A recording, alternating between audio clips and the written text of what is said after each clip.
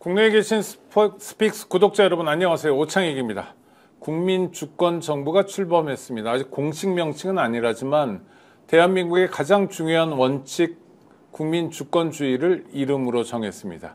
이재명 정부가 이름 그대로 국민주권 시대를 실현해 나아가길 바랍니다. 걱정도 있습니다.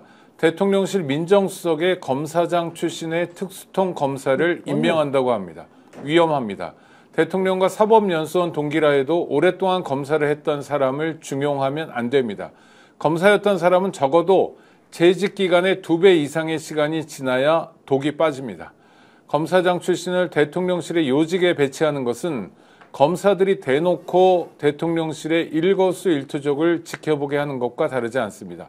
헌법재판관 후보자에 윤석열과 함께 대윤 소윤으로 불리던 윤석열의 최측근 윤대진 검사의 아내가 임명될 거란 이야기도 떠돕니다. 이 역시 위험합니다. 이재명 대통령은 결정은 신중하게, 집행은 신속하게 하는 사람입니다. 인사도 신중의 신중을 거듭해야 합니다. 그리고 검사 출신은 안 된다는 명확한 원칙을 세워야 합니다.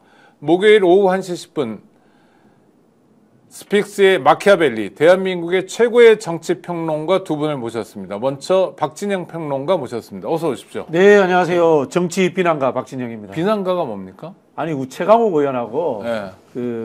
홍사원 기자님이 저는 좀 비평가로 불러주십시오. 이러니까 비난을 많이 하시니까 비난가로 불러드릴게요. 이러더라고요. 최강욱 씨가 그렇게 얘기할 계제가 아닌데요.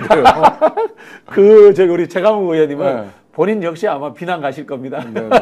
거기 아주 비난을 많이 하는 캐릭터인데, 아니 그래도 제가 없어서 얘기가 아니라 최강욱 변호사보다는 우리 박진영 평론가가 훨씬 더 또 비난의 양이 적습니다. 아니요, 찰진 평론을 하십니다. 네, 근데 이게요. 네. 남을 비평하고 비난한다는 게 생각해 보면은 악업이에요. 아, 그렇죠. 돌아서 저한테도 그게 다 비평의 화살, 네. 비난의 화살이 오는데 그만큼 제가 당당하게 살고 있는가 한번 참 되돌아볼 때가 많습니다. 그러니까 애정어린 비판이냐 아니냐, 상대를 뭐 그냥 드잡기 위한 거냐, 뭐 이런 거는 구독자들께서 또 판단하시니까요. 저는 하여튼 박진영 평론가의 평론을 좋아합니다. 네, 감사합니다. 한 분 더 모셨습니다. 전계현 대표, 스픽스의 전계현 대표 오셨습니다. 어서 오십시오. 안녕하십니까. 딱 바쁘게 왔습니다. 오늘 재판 갔다가요. 네. 제가 명예훼손 소송 재판 지금 이제 재판도 한 지가 뭐 6개월 됐고 그 전에 조사받고 한 게 지금 한 2년짜리가 하나 걸려 있어가지고요. 그러니까 지금 피고로 걸려 있는 겁니까? 그렇죠. 권성동이 갑자기 이름 나오죠. 저기 장제원 전 의원이 방송에서 뭐 그 국김에 인재영이 명단 가지고 나가서 이제 공천 작업하고 있다. 2024년도 이야기인데 2023년도에 이제 그런 방송을 했는데 그게 뭐 명예훼손이라 이래가지고 지금 계속 이제 시달리고 있습니다. 장제원 씨가 고소한 건가요? 그 장제원 직접 고소도 하지 않고 보좌관을 통해서 고발한 건인데 언론사에 취재하면 이렇게 전화해가고 물어보잖아요. 이게 이제 인재영이 명단 나갔다, 뭐 자기들끼리 하는 얘기를 듣고는 인재영이 명단이 이제 나갔다는 건 장제원이 그만큼 실체다. 인재영이 명단 같은 게 이제 당에 있지 않습니까? 네네. 그걸 가지고 아예 이제 그 사실 자체가 없다. 인재영이 명단이 없고 뭐 외부에 나가서 작업한 것도 없다라고 해서 이제 뭐 그래서 이제 일단 고발이 됐는데 뭐 서슬퍼런 윤석열 정부 시절에 이제 했으니까 이게 통상적인 취재활동의 범위에서 크게 벗어나지 않다. 그 중간에 그 얘기를 해준 사람, 최초에 또 그 정보를 준 사람이 다 신뢰할 만한 사람이기 때문에 그거 인정 안 하더라고요. 그래서 기소 의견으로 일단 재판이 들어가 버린 거예요. 네. 이제 가고 나서 이제 제가 이제 증거를 찾고 이제 최초에 얼마나 미안합니까? 최초 그 한 사람한테 내가 다시 전화해서 물어보고 그런 말이 있었나 없었나 이게 재판이다. 근데 그렇게는 이제 직접 얘기는 하지 않고 증거 자료로 그분한테 있었던 상황들을 쭉 정리를 했어. 이제 그걸 이제 재판 뭐 무죄는 받을 텐데 그게 문제가 아니라 그 사람을 괴롭히는 거네요. 괴롭히는 것도 있고 괴롭히는 그래서 이제 그 당시에 어떻게 했느냐 뭐 비판하는 사람들 재갈 물린다고 다 그냥 가져오라 그래가지고 그냥 고발을 하는데 본인 직접 고소를 하지 않고 보장을 지켜서 고발을 다 했으니까 저만 그렇게 됐겠습니까? 그래서 이제 그걸 가지고 또 변호사를 내가 서정욱 변호사를 내세웠어요. 서변 이건 뭐 아무것도 아니라고 본인이 이야기하길래 근데 결국 기소가 되었어. 이제 지금 재판을 다른 변호사하고 하는데 돈도 많이 들죠. 시간 뺏기죠. 판사도 할 일도 아니죠. 이게 언론의 표현의 자유 뭐 이런 부분과 관련해서 오늘 그래서 제가 이제 판사 앞에서 이런 이야기를 했죠. 이 언론이 취재 활동을 하고 있는 범위에 대해서 완벽하게 증거를 가지고 확인하고 언론 보도 안 된다. 이 흐름이나 동향을 가지고 약간 과하게 표현을 할 수도 있지만 그런 내용을 이미 우리의 양심 그리고 취재원의 신뢰를 기반으로 보도한 것에 대해서 이렇게 재판을 하고 고소고발을 해버리면 이게 표현의 자유라는 것의 범위 그리고 언론의 취재 활동에 대해서 굉장히 위축을 주는 부분에 대해서 좀 감안을 해달라라고 이제 얘기를 하고 왔습니다. 네. 아이고 고생하십니다. 저는 오늘 저기 우리 앵커님 오프닝 멘트에 대해서 한번 평을 한번 하고 싶습니다. 특히 그 오광수 민정수석 예정자, 그다음에 이 헌법재판관 후보자 중에 윤대진 검사 부인에 대해서 비판하신 부분을 정말 잘했다라는 생각이 들어요. 감사합니다. 네. 역대 우리가 노무현 정부 때는 어떤 일이 있었냐면요.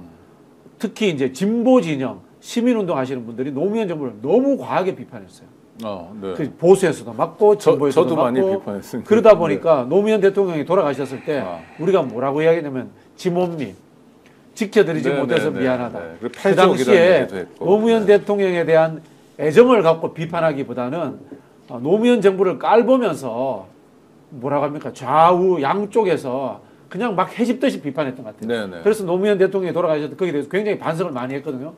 근데 이게 반대로 문재인 정부 들어왔을 때는 문재인 보유국이라고 하면서 말 같지도 않은 아부꾼들만 꽉 몰려나가지고 이른바 민주진보전역이 전부 다 사쿠라 비슷하게 돼가지고 문재인 정부에 대한 일련의 비판도 허용되지 않았어요. 맞아요. 그게 사실은 문재인 정부가 마지막에 윤석열 일당들에게 무너지는 저는 이유가 되지 않았나 그런 반성을 하거든요.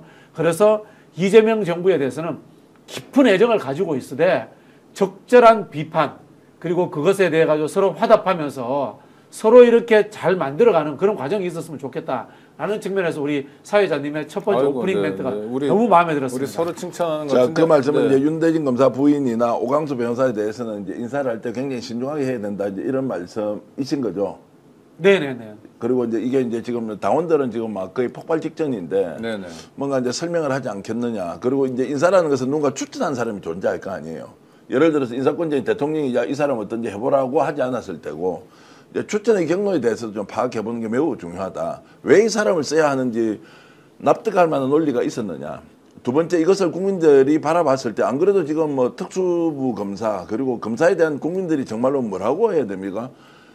그냥 알레르기 반응. 그럼요. 상처도 많이 받았죠. 이런 것들이 있는 상황에서 굳이 이 시점에 이 사람이 검찰개혁을 위해서 적임자다라고 한다는 그 전제로 이게 국민 정서를 이제 아우르고 좀 이런 거는 또 정말로 그걸 뛰어넘을 만큼 중요한 인사냐라고 하는 부분이 이제 고민을 하고 있을 텐데 이게 이제 혹시라도 저는 용산에서 지금 이제 청와대로 이전을 하고 이재명 대통령 이 부분을 설명을 하되 충분히 국민이 납득할 만한 내용으로 이 사람을 기용해야 되는지에 대한 것은 어쨌든 대통령이 이제 첫 번째 일종의 시험대에 올라서는 것이고 두 번째는 그렇다고 하더라도 이 인사를 중단합니다. 예를 들어서 그렇다고 해서 이거 지금 당원들에 밀려서 야, 이거 우리 당하면 안 된다. 앞으로 어떻게 인사할 거냐라고 또 했어도 안 된다는 생각을 저는 동시에 하고 있습니다.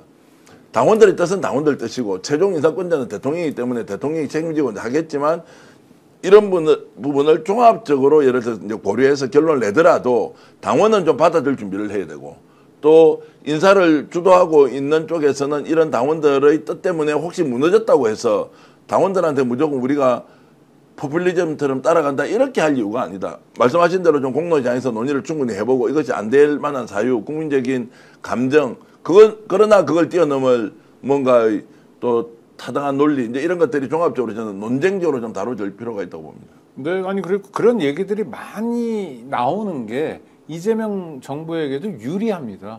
그러니까 그렇죠. 하나하나 인사가 납득할 만한 인사, 설명 가능한 인사여야 하는 거고요. 그래서 뭐 다른 인사에 대해서 예를 들어서 국무총리 인사 어떻게 보셨어요? 김민석 국무총리 후보자. 좋게 봤습니다. 저는 아주 좋게 봤습니다. 그러니까 그냥 별 얘기가 없잖아요. 그런데 국무총리가 중요합니까? 민정수석이 좀 국무총리 훨씬 더 중요한 감이 있는데 그 다음에 오늘 방송 어떠셨습니까? 마음에 들었다면 구독, 좋아요로 스픽스를 응원해 주십시오. 여러분들의 구독, 좋아요는 가장 큰 힘이 됩니다. 스픽스 구독, 좋아요.